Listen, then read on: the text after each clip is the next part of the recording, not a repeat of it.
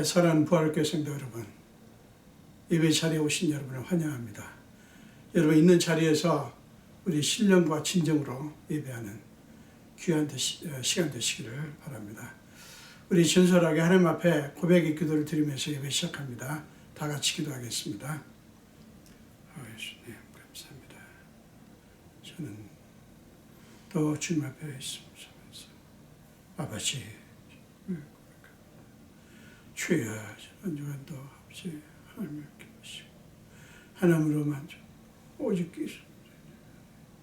그 안에서 기뻐하고 감사합니다. 주여 아버지 네, 아버지 우리 오늘까지 주님 아버지 없이 예수의 보혈을 청결케 씻어 주시고 아버지 시야 참으로 주님 아버지 주옵소서. 아버지 그럼에도 불구하고 주님은 나의 구원이십니다. 나는 주님의 것이요 주님의 감사합니다. 하나님 주님께서 주님의 천을 주시고 아버지 함께 하여 주시옵소서. 주님 세워지 예수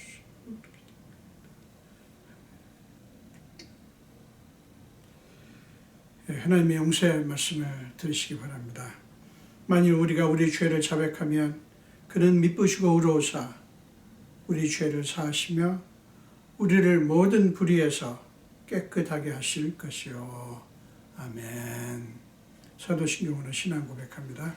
전능하사 천지를 만드신 하나님 아버지를 내가 믿사오며 그 외아들 우리 주 예수 그리스도를 믿사오니 이는 성령으로 잉태하사 동정녀 마리아에게 나시고 본디오 빌라도에게 고난을 받으사 십자가에 못 박혀 죽으시고 장사한 지 사흘 만에 죽은 자 가운데서 다시 살아나시며 하늘에 오르사 전능하신 하나님 우편에 앉아 계시다가 저로서 산자와 죽은 자를 심판하러 오시리라. 성령을 믿사오며 거룩한 공예와 성도가 서로 교통하는 것과 죄를 사하여 주시는 것과 몸이 다시 사는 것과 영원히 사는 것을 믿사옵나이다. 아멘. 우리 찬송가, 새 찬송가는 380장이고요. 통일 찬송가는 424장입니다. 통일 찬송가는 424장, 새 찬송가는 380장. 나의 생명 되신 주 주님 앞에 나아갑니다. 우리 함께 찬양하겠습니다. 나의 생명 되신 주 주님 앞에 나아갑니다. 주의 흘린 보혈로 정케하사 받아 주소서. 날마다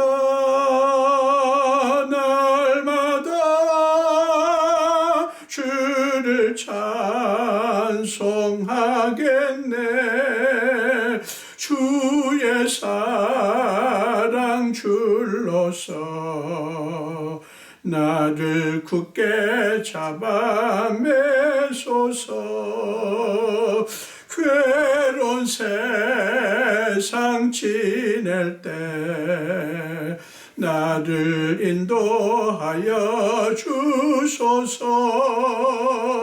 주를 믿고 나가면 나의 길을 잃지 않겠네. 날마다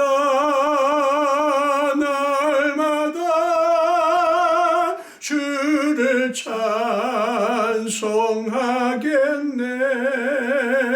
주의 사랑 줄로서 나를 굳게 잡아 매소서.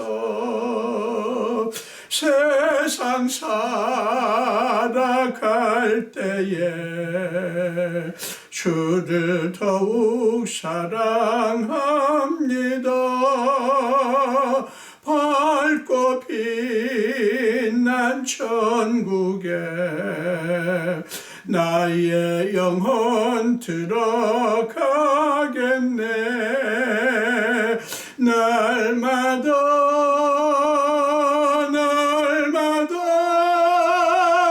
주를 찬송하겠네. 주의 사랑 줄로서 나를 굳게 잡아 매소서. 3절 한번 더 합니다. 세상 살아갈 때에 주를 더욱 사랑합니다. 밝고 빛난 천국에 나의 영혼 들어가겠네. 날마다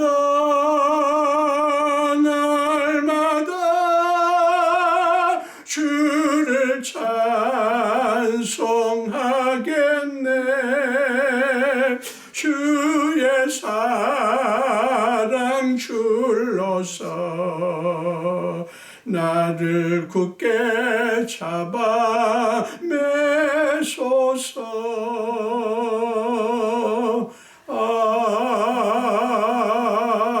아멘. 기도하겠습니다. 예수님 감사합니다. 오늘 또 각자 있는 처소에서 주님 앞에 예배할 수 있게 하신 주님을 찬양합니다. 우리에게 여러 가지 복을 주셨지만 때에 따라서 장소에 상관없이 주님을 찬양하며 경배할 수 있는 이 축복처럼 귀한 축복이 없는 것을 믿습니다. 우리가 코로나19 바이러스로 말미암아 우리가 비록 주님의 전에는 모이지 못하지만 어떤 것도 우리를 경배하는, 우리를 향한 하나님의 사랑과 하나님을 향한 우리의 사랑을 막을 수 없음을 고백합니다. 아버지, 이렇게 예배 드리는 이 자체가 주님 은혜 앞에 주님을 높일 뿐만 아니라 우리를 방해하는, 우리를 올가매려고 하는 모든 악의 세력에 대한 저항인 것을 믿습니다. 아버지, 주께서 우리와 함께 하시옵소서. 주님이 예배의 자리에 임재해 주시고 역사하심으로 그 자리가 거룩한 곳이 되게 하여 주옵소서. 야곱이 형을 속이고 이제 외삼촌집으로 도망치다가 그가 빈들에서 잠을 잤을 뿐인데 거기서 그는 하나님을 만납니다. 그리하여 그 빈들은 거룩한 하나님의 집 베델이 되었듯이 우리 성도들이 있는 그곳이 베델이 되게 하여 주옵소서. 주님께서 우리에게 임하시고 역사하시고 또 우리에게 말씀도 주시고 우리를 어루만져 주시옵소서. 우리는 지난 한 주간도 돌아보니 알게 모르게 하나님 앞에 범죄한 것이 많음을 고백합니다. 저희를 불쌍히 여겨 주옵소서. 예수의 피로 저희를 적셔주시고 그 예수의 피로 말미암아 우리가 정결케 되는 시간 되게 하여 주시옵소서. 주님께서 오늘 부족한 종을 세우셔서 이제 또 말씀을 선포합니다. 하나님께서 친히 말씀해 주시고 그 말씀이 심령골수에 박히게 하시며 그 말씀으로 말미암아 물론 위로도 받지만 또한 우리가 하나님 앞에 새롭게 되는 시간이 되게 하시고 주님 우리를 말씀으로 새롭게 빚어 주시옵소서. 주님, 우리가 있는 이것뿐만 아니라 전 세계가 지금 코로나로 말미암아 고통 중에 있습니다. 우리는 이 코로나 사태를 겪으면서 인간이 그동안 쌓아올린 그 모든 것들이 무슨 소용이 있나를 생각해 봅니다. 권력도 명예도 재물도 학식도 그 무엇도 주님 할 수 없다고 하는 사실을 확인합니다. 이제 주님께 구합니다. 이 일은 주님의 손에 있습니다. 주님만이 이 코로나 바이러스를 멈출 수 있습니다. 주님만이 우리에게 구원을 베푸실 수 있습니다. 주님께서 역사하셔서 전 세계 모든 코로나19 바이러스를 막아주시고 주님이 구원을 베풀어 주옵소서. 지금 여러 나라에서 백신과 치료약을 개발하기 위해서 애를 쓰고 있습니다. 그 수고하는 그들에게 지혜를 주시고 하나님께서 정말 귀한 약을 개발할 수 있도록 만들 수 있도록 역사해 주시옵소서. 코로나19 바이러스로 말미암아 지금 여러 가지로 많은 분들이 고통 중에 있습니다. 하나님 그들의 사정을 돌아봐 주시고 그들을 찾아가 주시고 그들에게 속히 살 길을 열어 주옵소서. 주님, 정말 끝이 보이지 않고 언제 어떻게 될지 알 수 없는 상황 속에 있습니다. 지금까지 저희를 지켜주신 주님, 주님께서 역사하셔서 아버지 우리를 이 구렁텅이에서 올려주시옵소서. 주님, 우리 성도들이 지금 처한 상황을 아시는 주님, 속히 비즈니스를 시작할 수 있게 하시고 속히 공부하고 연구할 수 있도록 하시며 속히 직장에 자유롭게 나갈 수 있게 해주시고 속히 가족을 만나며 또한 친구들을 만나며 하나님께서 허락하신 놀라운 선물들을 누릴 수 있는 날이 오게 하여 주시옵소서. 주님이 전쟁을 그치게 하신 것처럼 아버지여 이 코로나19 바이러스를 그치게 하여 주시옵소서. 부족한 저 입술을 주께 드립니다. 주님께서 친히 사용하셔서 하나님의 말씀만 선포할 수 있도록 역사하여 주시옵소서. 감사드리옵고 예수 이름으로 기도합니다. 아멘.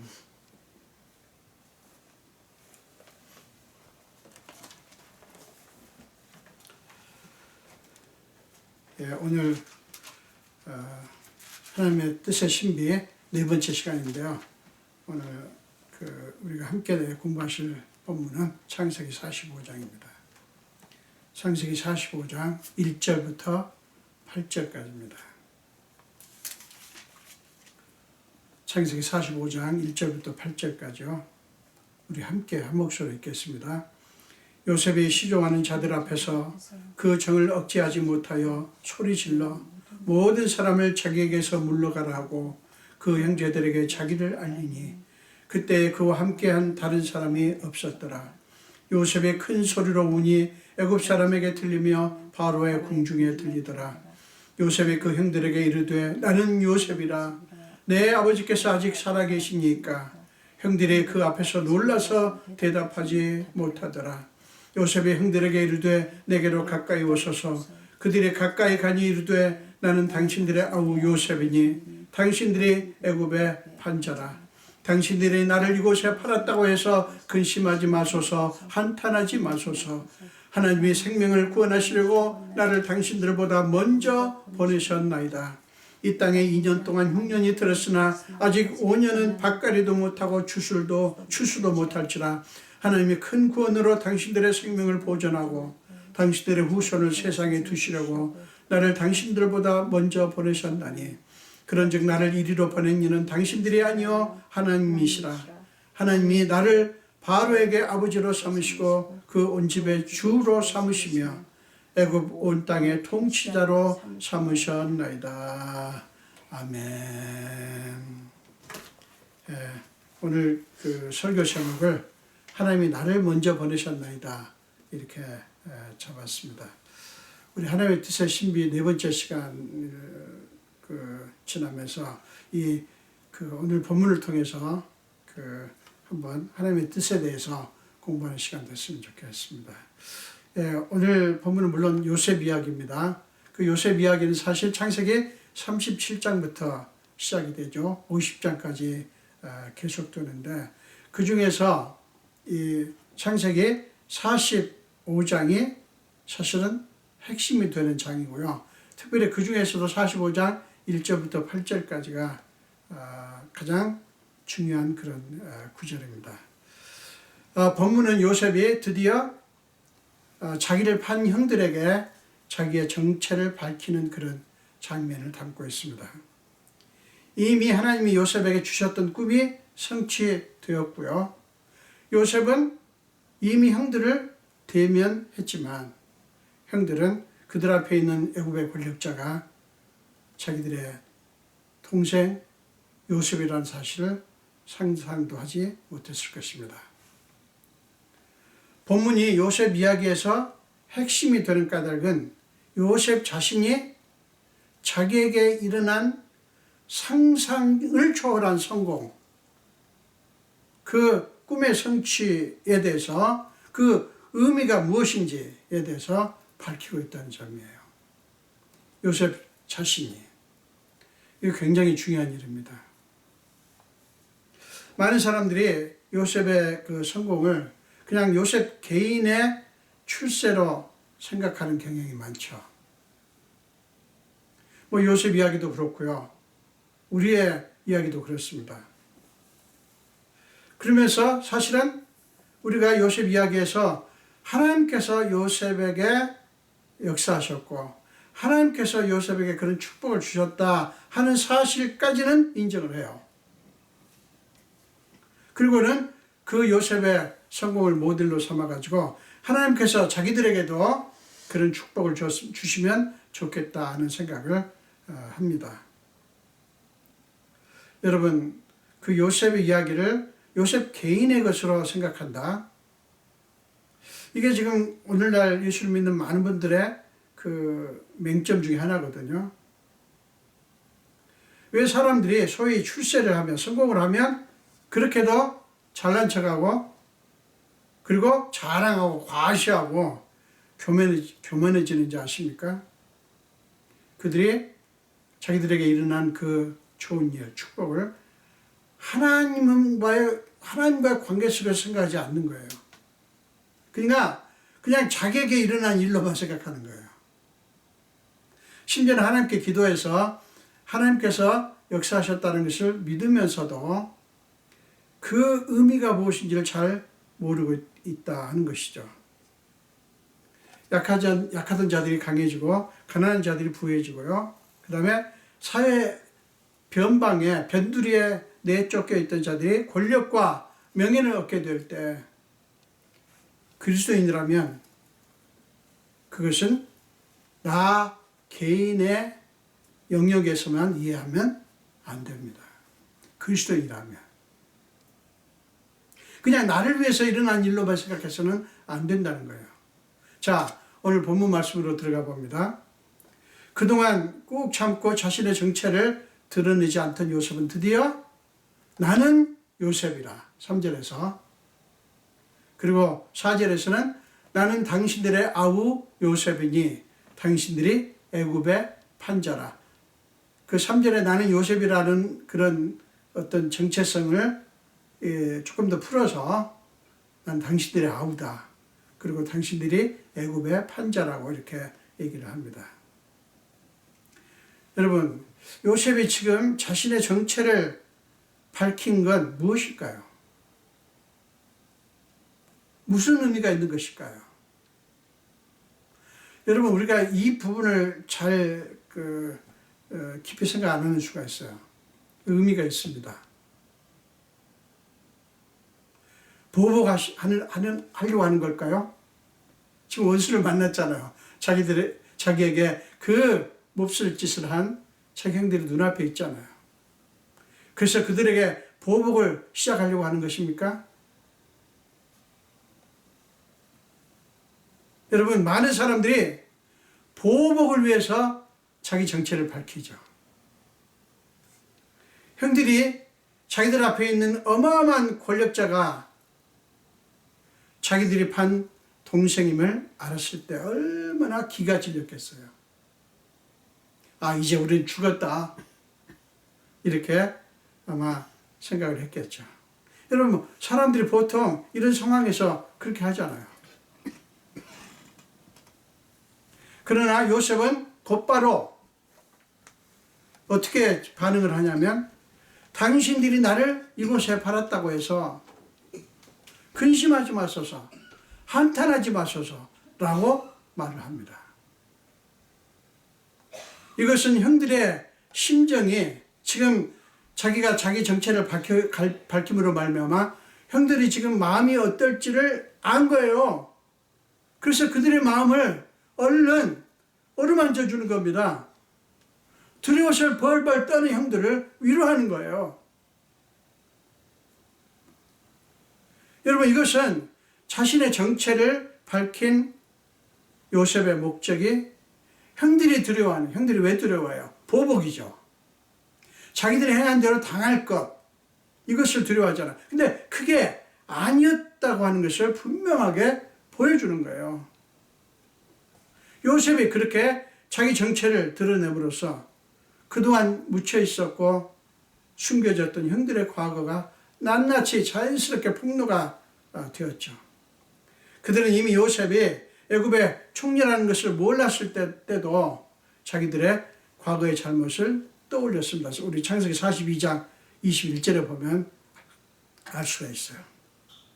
요셉이 자기를 드러냈을 때 그들은 자기들의 과거의 악행이 폭로되었기 때문에 두려워할 수밖에 없었지만 요셉은 그들에게 겁을 주기 위해서가 아니라 오히려 그들에게 전혀 새로운 미래, 자기들이 생각지도 못한, 자기들이 결코 만들어갈 수 없는 다른 밝은 미래를 열어주기 위해서 형들에게 자기를 드러낸 것입니다.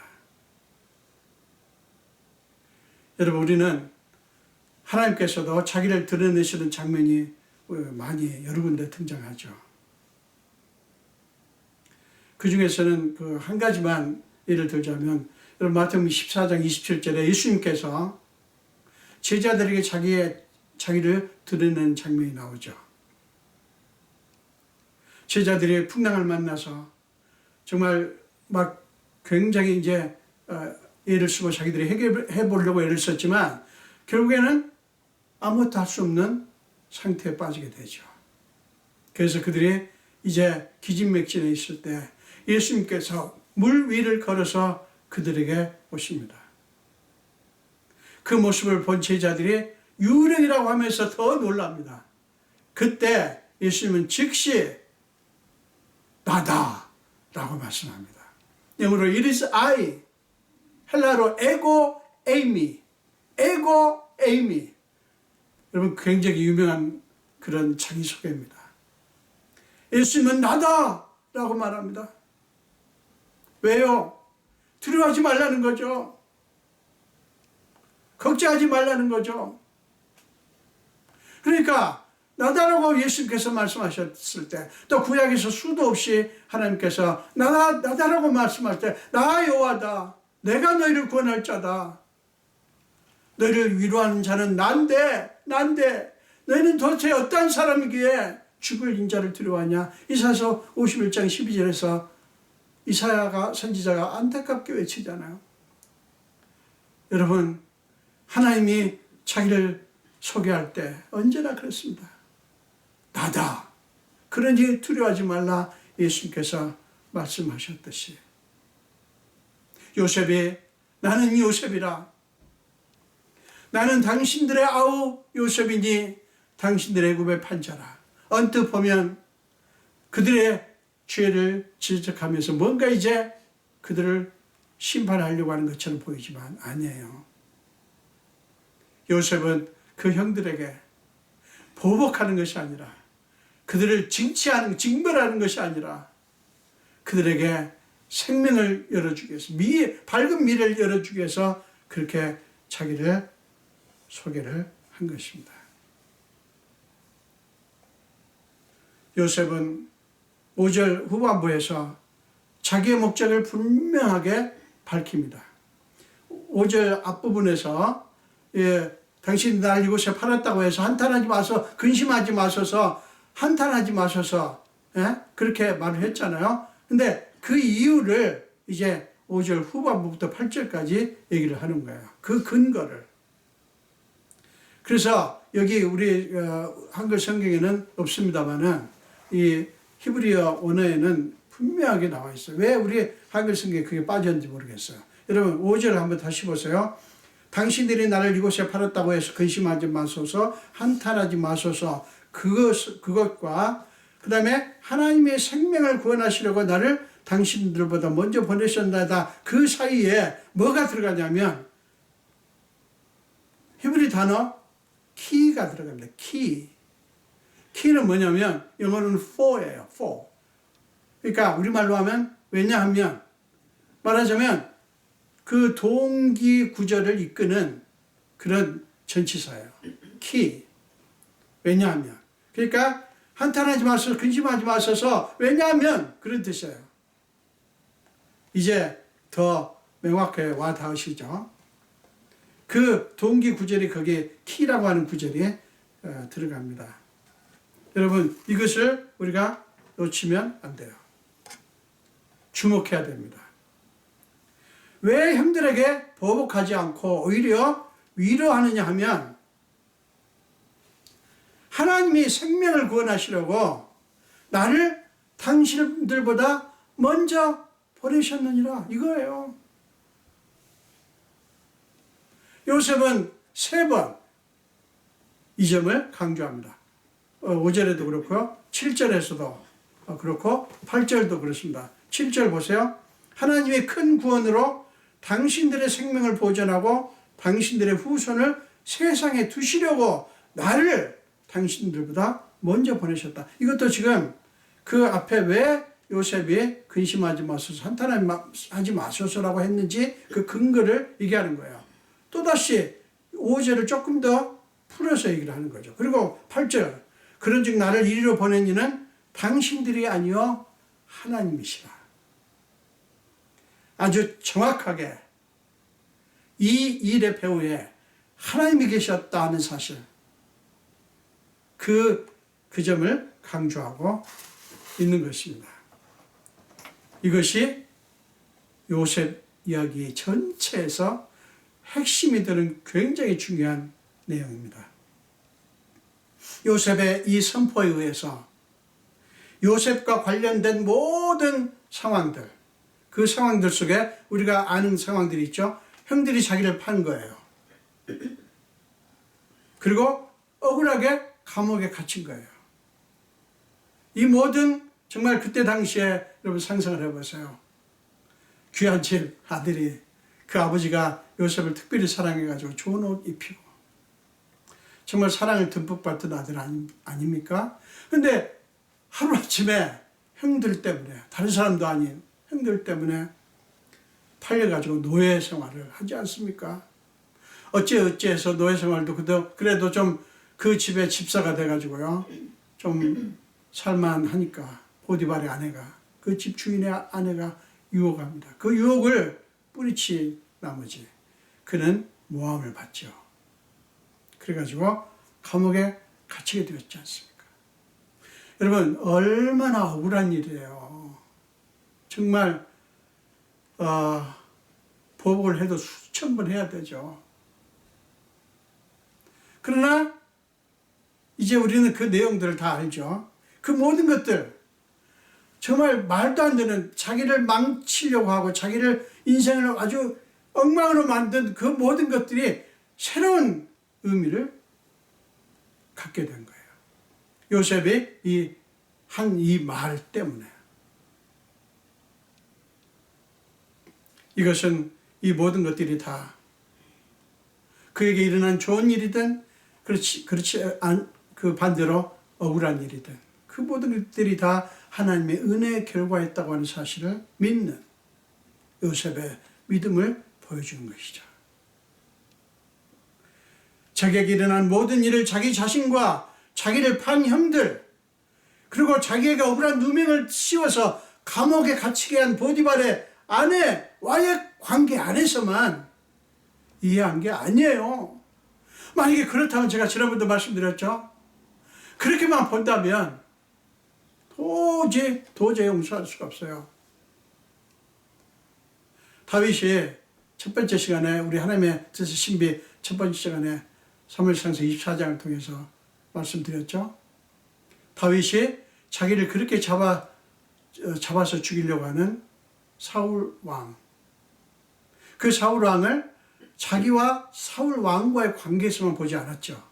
하나님과의 관계 안에서 봤어요. 그러다 보니까 사울이 자기를 죽이려고 하는 사람만이 아니라, 그것도 물론 한쪽에 있지만 다른 한쪽에 하나님의 기름 부음 받은 자라고 하는 것이 보인 거예요. 여러분, 요셉이 바로 그랬어요. 하나님과의 관계 안에서 자기에 일어난 모든 일, 그것이 고통스러운 일이든 아니면 좋은 일이든 간에 그 관계 안에서 이해를 한 거예요. 사랑하는 여러분, 여러분과 그리고 이 저들이라고 하는 것은 사람들일 수도 있고요. 여러분들의 상황을 어렵게 하는 환경과 상황일 수도 있어요. 사람들일 수도 있고 상황일 수도 있고 환경일 수도 있고 여러분들이 어쩔 수 없이 타고 태어난 어떤 핸디캡일 수도 있어요. 여러분 그 사이에, 그러니까 여러분 자신과 그 모든 것들 사이에 하나님이 계시다는 사실을 여러분 잊지 마십시오. 하나님이 계십니다. 그 사이에서 하나님은 쉬지 않고 일하셔요. 보이지 않아도 상관없습니다, 여러분. 들리지 않고 잡히지 않아도 상관없어요. 성경에서 선포합니다.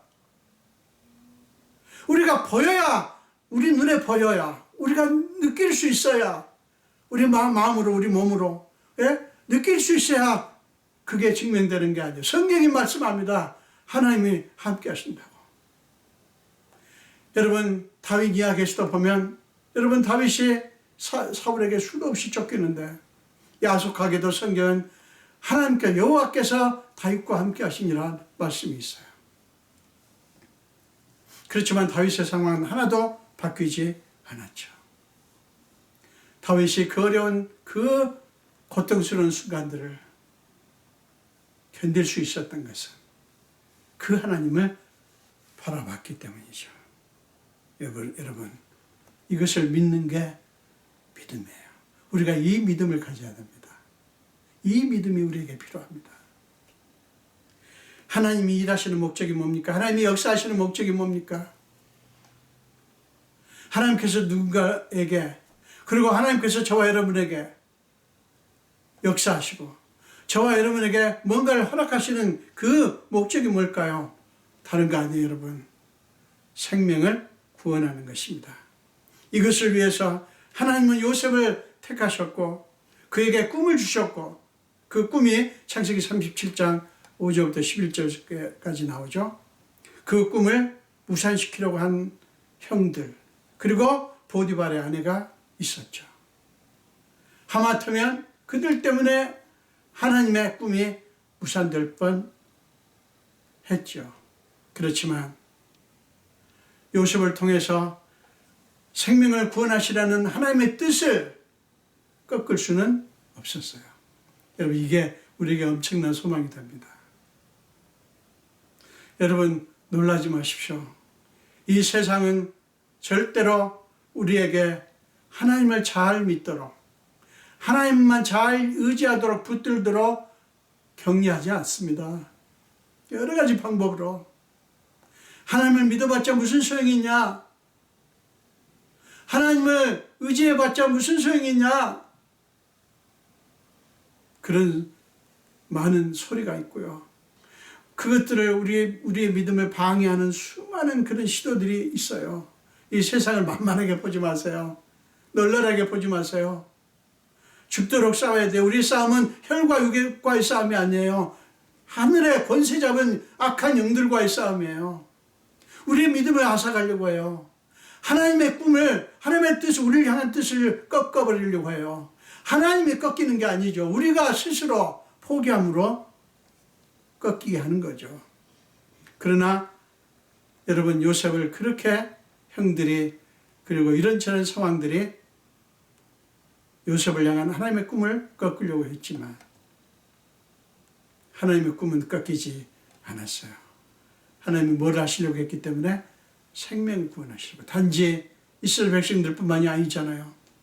양식을 구하러 오는 그 수많은 나라들, 민족들, 그리고 애굽을, 그 당시에 모든 만민들을 구원하기 위해서 그렇게 하신 거예요. 여러분 기억하십시오. 놀랍게도 요셉은 그 하나님의 뜻을 인식해서 알아차렸어요.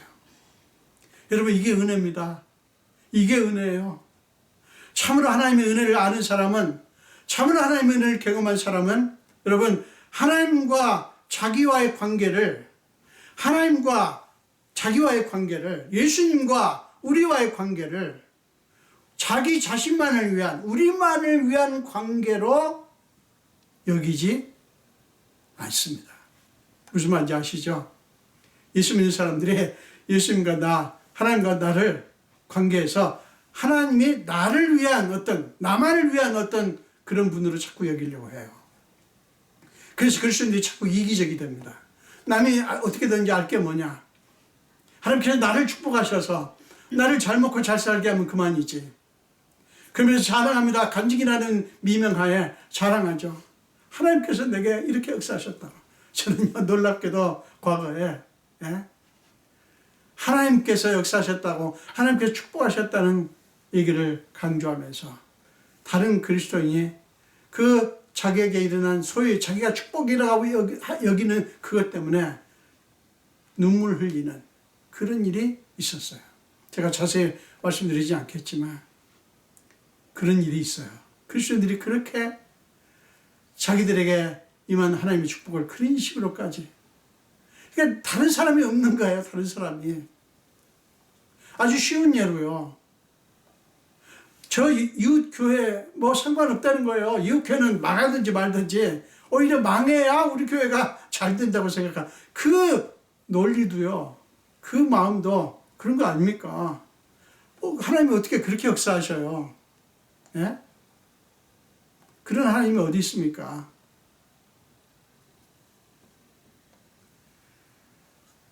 사랑하는 여러분,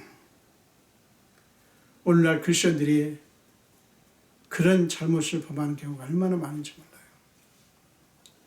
이게 오늘날 크리스천들에게 결핍되어 있는 부분이에요. 그렇기 때문에 하나님과의 관계를 자기의 이기적인 욕구를 충족시키기 위한 관계로만 봅니다. 여러분, 이거는 믿음이라고 할 수 있을까요? 올바른 믿음이 아니에요. 어떻게 예수님과 하나님과 관계를 자기의 욕구 충족만, 다른 사람이 알 게 뭐냐, 그런 걸로 여기냐고요. 있을 수 없는 얘기죠. 사랑하는 여러분, 하나님의 은혜를 받았다고 하면서 자기만의 성공을 내세우고요, 자기만 생각하고 다른 사람을 무시하고 저주하고 악담을 퍼붓고 탐욕에 이끌려 사는 사람들을 어떻게 은혜를 받은 사람이라고 볼 수 있겠어요? 여러분, 분별을 잘 하십시오. 분별을 잘 하세요.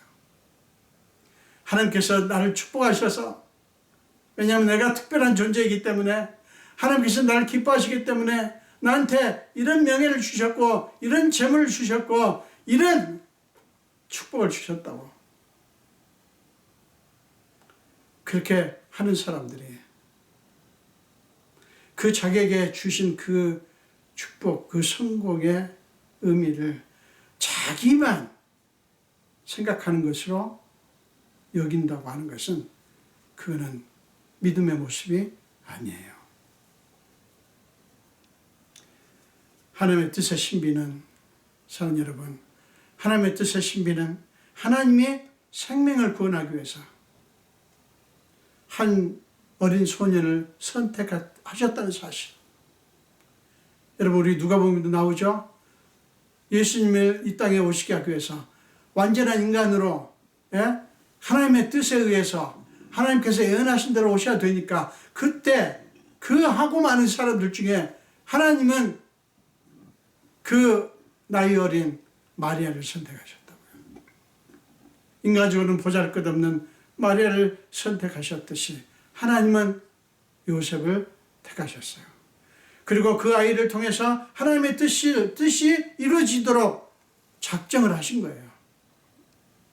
그 하나님은 요셉을 둘러싼 모든 일 속에서 악을 행함으로써 그를 망하게 하려고 하는, 그러니까 요셉에게 그 꿈이 이루어지지 못하게 하는 수많은 시도들이 있었지만, 하나님은 오히려 그들의 그 모든 악행을, 그 모든 시도를 통해서, 여러분 놀랍습니다. 모든 시도를 통해서 그들의 그 모든 악의 반대로 기어이 하나님의 뜻을 이루셨다는 사실을 우리는 기억할 필요가 있어요. 그게 하나님의 뜻의 신비예요. 여러분, 어떤 분들은 그렇게 말합니다. 만약에 형들이 요셉을 애굽에 팔지 않았으면 어떻게 애굽의 총리가 됐겠나. 여러분, 그러면서 그 형들이 하나님의 뜻이 이루어지게 했다. 그 논리는 또 어떻게 말하는 줄 아세요? 가룟 유다가 아니었으면 어떻게 예수님께 십자가에 못 박아 죽으셨겠냐. 그러면 우리의 구원이 없었지 않겠냐. 우리가 죄사함 받을 길이 없었지 않겠냐. 또 그렇게 말하는 사람들까지도 있어요. 그건 아니죠. 그건 악이에요. 포인트는, 관점은, 핵심은 뭐냐면 그럼에도 불구하고 바로 그들이 범한 그 악한 행위 안에서, 그걸 통해서 하나님 만약에 요셉의 형들이 안 팔았으면 다른 방법으로 역사하셨죠. 그걸 미화시키면 안 돼요. 그럼에도 불구하고 하나님은 오히려 너희가 그렇게 했어? 예수님의 대적하는 사람들이 어떻게 했어요? 악한 이들이 예수님을 십자가 못 박혀 죽였죠. 자, 그 십자가 못 박힌 사건이 오히려 어떻게 변했어요? 하나님 때문에 우리 죄를 구원하는, 그리고 죽음의 권세를 이기는 부활하심으로 말미암아 그런 재료로 쓰신 것. 하나님은 그런 분이에요. 그게 하나님의 뜻의 신비 중에 신비예요. 요셉이 자신의 성공에서 그것을 감지했다는 거. 여러분, 이것이 예수를 믿는 저와 여러분에게 부여된, 주어진, 풀어야 될 숙제입니다. 어렵지 않아요. 요셉을 통해서 드러난 그 하나님의 역사심을 우리가 붙들면 돼요. 하나님이 지금도 여러분을 통해서 누군가의 생명을 구원하려는 작업을 지금 진행하고 계신지 몰라요.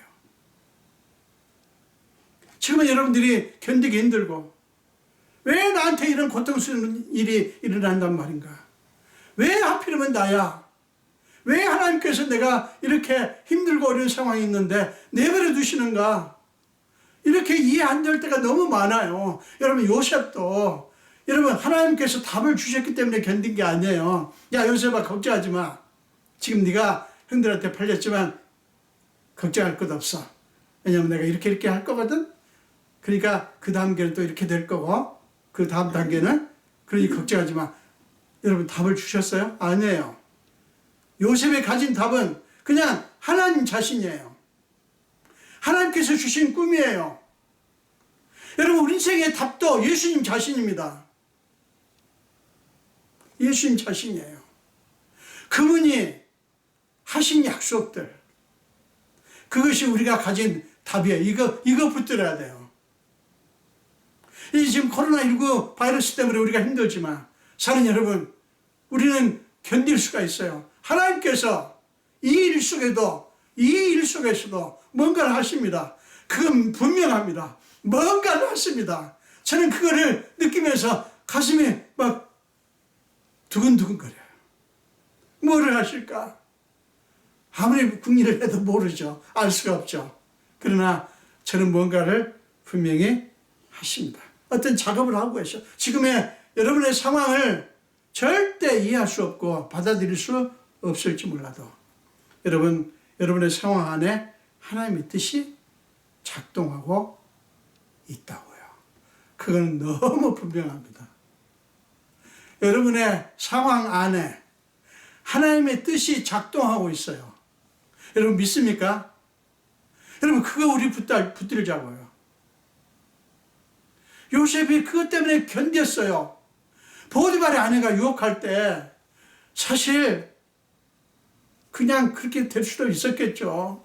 그러나 요셉은 비록 노예지만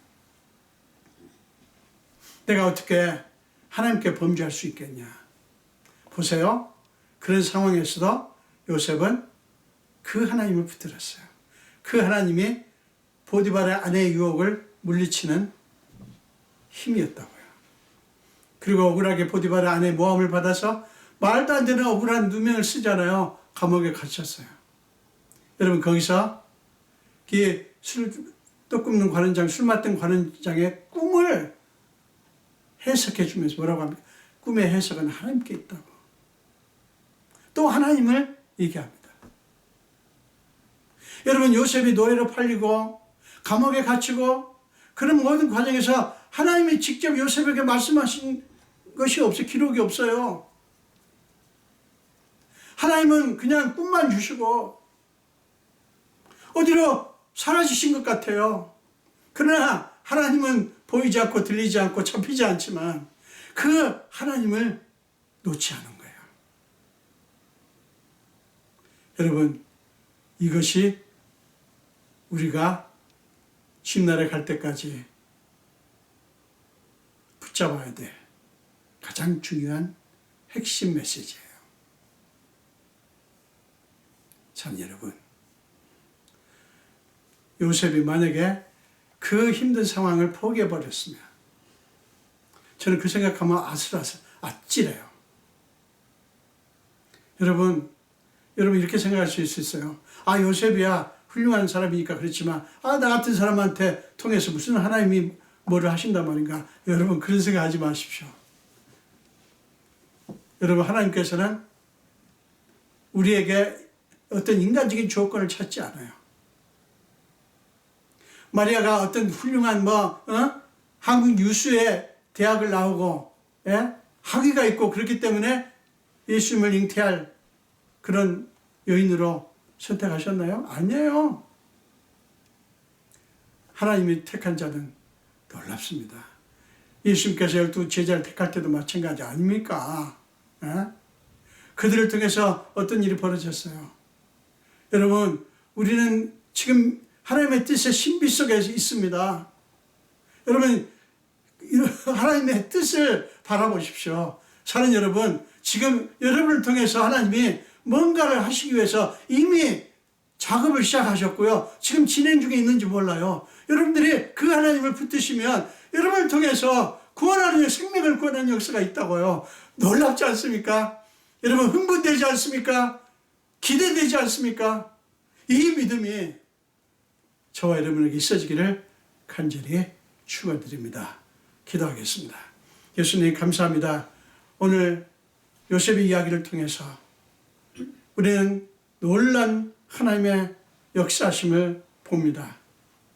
아버지, 요셉은 미리 하나님이 답을 주시고 하나님의 말씀하셨기 때문이 아니라 그냥 자기의 역사하신 하나님을 붙들었을 뿐인데 하나님은 그를 계획하신 대로 이루셨고 요셉은 또 그 하나님의 마음을 알았습니다. 그래서 하나님께서 이 일을 이루셨다고, 이곳에 보내신 이가 당신들이 아니고 하나님이시라고, 그 목적은 생명을 구원하시려고 나를 먼저 보내서 준비시켰다고 고백합니다. 오 주님, 우리 성도들 한 분 한 분에게 이 믿음을 주옵소서. 지금 우리를 어쩌면 우리를 통해서 하나님의 구원, 생명을 구원하는 역사를 이루시기 위해서 지금 우리를 이곳에 보내셨는지 모릅니다. 지금 이 상황 속에 우리를 놓이게 했는지 모릅니다. 아버지, 우리가 그 상황이 아니라 그 배후에서 그 상황에 끄떡없이 뭔 일이 벌어지고 누가 방해하고 어떤 악한 역사가 일어나든 상관없이 기어이 하나님의 뜻을 이루시는 그 하나님을 붙드는 믿음의 사람들이 다 되게 하여 주시옵소서. 감사드렸고 예수 이름으로 기도합니다. 아멘.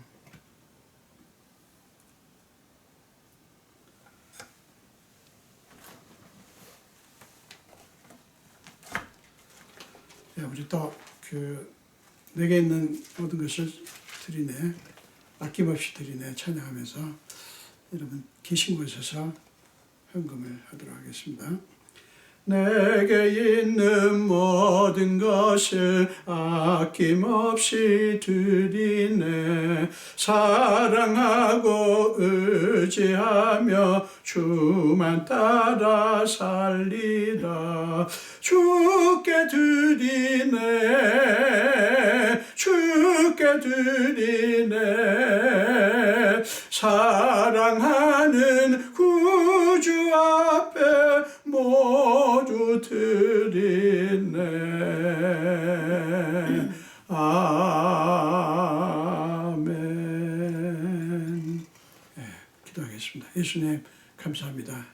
우리 지금 성도들이 코로나19 바이러스 때문에 정말 엄청난 그런 고통 중에 있고 재정적으로도 어려움 속에 있지만 그럼에도 불구하고 하나님께 귀한 예물을 드립니다. 이 예물 속에 담긴 저들의 형편과 사정과 지금 처한 상황 그리고 마음속에 간절한 애통함의 간구를 들으시는 주님, 아시는 주님, 하늘을 여셔서 하나님께서 하나님의 방식으로 하나님의 수준으로 역사하여 주시옵소서. 감사드리고 축복하며 예수 이름으로 기도합니다. 아멘.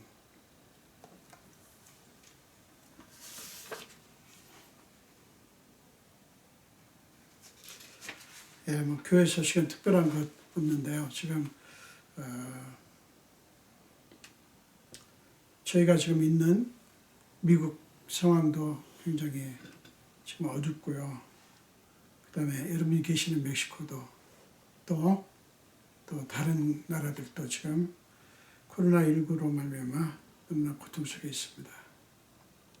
여러분, 기도하는 수밖에 없잖아요, 우리가.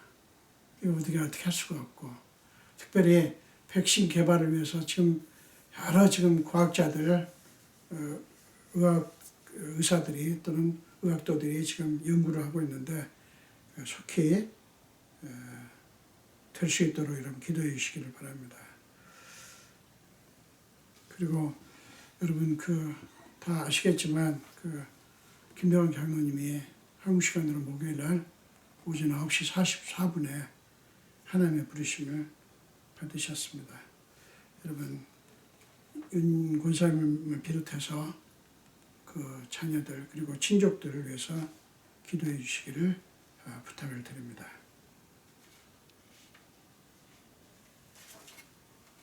네. 우리 계신 곳에서 다 같이 일어나셔서 새 찬송가는 394장, 새 찬송가는 394장이고요.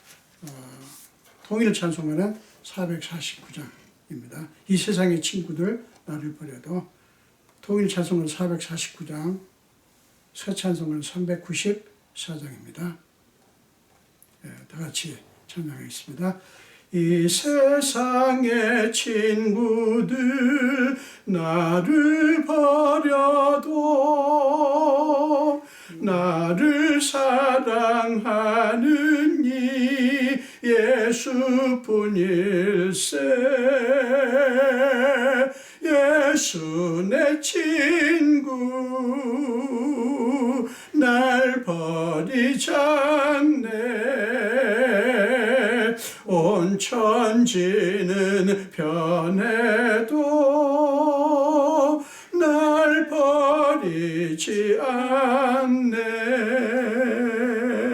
검은 구름 덮이고 광풍 일어도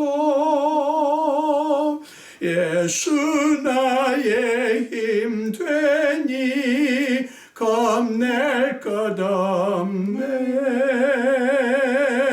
예수 내 친구 날 버리지 않네. 온 천지는 변해도 날 버리지 않네. 괴로운 일 당해도 낙심 말아라. 영원하신 주 능력 나를 붙드네. 예수 내 친구 날 버리지 않네. 온 천지는 변해도 날 버리지 않네. 3절 합니다. 괴로운 일 당해도 낙심말아라. 영원하신 주 능력 나를 붙듭네. 예수 내 친구 날 버리지 않네. 온 천지는 변해도 날 버리지 않네. 아멘. 기도하겠습니다. 지금은 우리 주 예수 그리스도의 크신 은혜와 하나님 아버지의 지극하신 사랑하심과 우리 삶 속에 기꺼이 들어오셔서 우리의 모든 무거운 짐과 연약함을 다 짊어지시고 우리가 마땅히 빌 바를 알지 못할 때조차도 성령님 우리 안에서 탄식함으로 우리에서 간구하시는 그 성령님의 놀라운 역사심, 우리 그 모든 것들이 우리 성도들의 삶과 가정과 교회와 모든 것 위에 지금부터 영원토록 함께 하시기를 간절히 축원하옵나이다. 아멘.